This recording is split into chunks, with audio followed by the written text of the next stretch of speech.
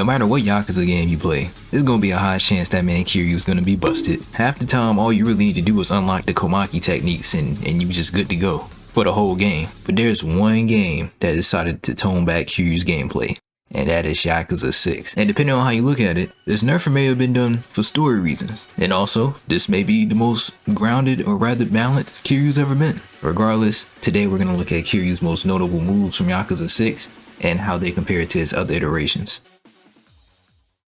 Alright, so like they don't really got like a coliseum, so like we just gotta go ahead and beat up on Saigo right fast, you know what I'm saying? Relax, bro. So the biggest elephant in the room with Kiryu in Yakuza 6 is the fact that he does not have the Komaki parry. Instead, you just get a normal parry. Let me see if I can go ahead and, yep. I mean, it's cool. You know what I mean? Like, you can do your thing with it, but it's not the Komaki parry. Like, it's not full stun. You can run behind him, get a full combo, juggles, bounding throws, none of that. Like, you just get this one parry. Now, you can upgrade the amount of time you have to parry. Even then, like, you still need to time it. You know, you can't really cheese it for real, you know? Even compared to something like Tanamura's parry, if you fully upgrade Tanamura's parry in Yakuza 4, it lasts like 87 years. But here they said, nah, you not only do you gotta really time it, you can't cheese with it. I mean, you can get a little heat action after it. Let me see if I can pull it off right fast.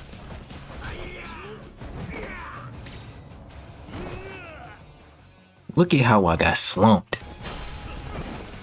You can get this heat action right here, but the timing window for you to even press triangle is OD small. So yeah, overall the parry doesn't net you as big as a reward as it usually would. In terms of another big change that pretty much drastically changes Kiryu's game plan, yeah, they packed up bounding throws. Now even though you don't get the hard knockdown and the damage like you would with a usual, you know, bounding throw, the finisher holds are still pretty useful, I ain't gonna lie. Something like this, as you can see, the throw itself didn't really do any damage. The usefulness for finisher holds kind of depends on your environment, since you know you're not Batista bombing them to the ground. You kind of gotta aim for a wall to get that extra bit of damage. See, there you go. But you know, it's not the easiest thing to pull off consistently. Because as you can see, if you don't hit the wall, you just get no damage. You just throw them across the map and nothing else to it. Alright, so now let me show off the finisher hold in like a group fight situation such as this. And it literally just KO'd some of the enemies. Like its usefulness skyrockets in group fights, I'm trying to tell you. I want to say the third and last big thing I want to talk about regarding Kiryu in this game would be the Dragon Engine itself, because the Dragon Engine itself nerfs Kiryu. The engine removes some of this man's sauce. So for example, you know, if you ever played a Dragon Engine Yakuza game, you already know if an opponent blocks your attack, your fists are going to bounce off of them like they're rubber. Not to mention that the enemies are flying all over the place when you throw them, when you do a finishing move. It's a little ridiculous, I ain't gonna lie. Now, though he has these three really big things going against him, it's still Kiryu. I mean, you can still gonna be putting in work. It's gonna be a little bit harder. Let's talk about the tools he has. So in terms of really useful stuff he does have, do not get it twisted. This man still has the Tiger Drop. Anybody want to swing? Y'all go. There you go. Now another one of Kiryu's big moves in this game that I feel like is really important to use, it isn't really that valuable in any other Yakuza game. But for some reason in this one game, the dropkick puts in crazy work. I don't know why it does as much damage as it does, but it does the do when you need it to. Playing through this game, I've taken out just crowds of like 10 plus enemies with just this dropkick, and it's amazing. Okada type beat. Speaking of taking out multiple enemies, right?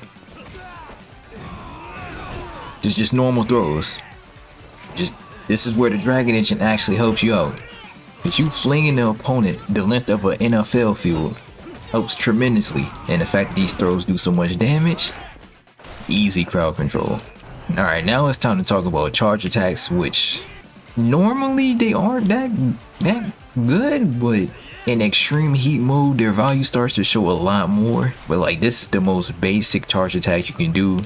I'm just simply hold down triangle. I didn't even go into a rush combo, and you get like this front flip kick. It's not, you don't get like the beast style clothesline and then you can cancel it into like rush combo. Nah, you just, this time around you just get front kick. Now you can go into a rush combo and charge it, but it's pretty slow, I'm not gonna lie. It's not a variation with the kick. You can go into a grab. You know, you see, you can change your options still. You know, you still got options. They just not extraordinarily OD. You can charge a kick like that into a finishing grab. I say the last thing I really want to cover in terms of his key moves are his dash attacks, which, I mean, they're pretty simple. I mean, it's quick attack, quick damage, get out the way. Simple as that. You also have the dash back attack, which is a Superman punch. Now, these attacks don't get anywhere as crazy as they do in Kiwami 2 with how you can just straight up loop them a lot, but once again, options. Now, for extreme heat mode, you really just want to mainly use it for his heat actions, honestly, because you get so many heat actions for doing so many different things. For example, I literally just dashed forward and got a heat action. I can do a charge attack.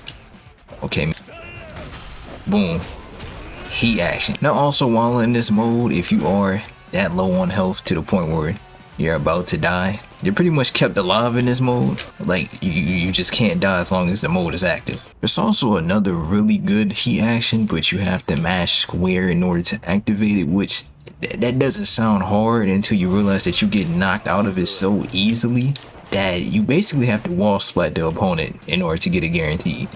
Now in Kiwami 2, in extreme heat mode, you don't flinch. Like, you basically have Herculean spirit from Yakuza 5. Let's see if I can get the heat action I'm talking about here. Here it is. So if you mash square, you can get this, but if that opponent would have just literally just punched me once, I would have got knocked out of that. In Kiwami 2, no, you can just mash it, it does not matter. After talking about Kiryu's moves this whole time, I want to show off a legit boss fight. Just to really show how differently this man handles in this game. So basically, your whole game plan is just to dink and dunk. You just get your hits here and there, get your throws in, get your extreme heat mode when you can, spam heat actions, and that's really all you can do. There's like no really exploitable thing to take advantage of. There's no loops. Let me see if I get some. Damn, he kinda got smoothment, don't he? Alright, so one combo you'll probably see in a no damage run is this one right here. Oh, and I got the extra wall damage. You see it. Dash attacks, of course. As you can see, the sweep of that last combo, right? It caught him through the side step. This is Tekken. We have homing attacks. You love to see it. Let me see if I can do a charge attack. Oh. Broke his guard. Stunned him. Let me see if I get a longer combo this time. I made it too long, I ain't gonna lie. Now that his health is starting to get a little low, I'm gonna pop extreme heat. And I'm gonna get an extreme heat action just for... Oh. Let me see if I get a heat action. Stay still. There we go. As you can see, I literally just pressed triangle and I got a heat action. Because when you're in extreme heat mode in this game, you get heat action just for being alive, just for breathing.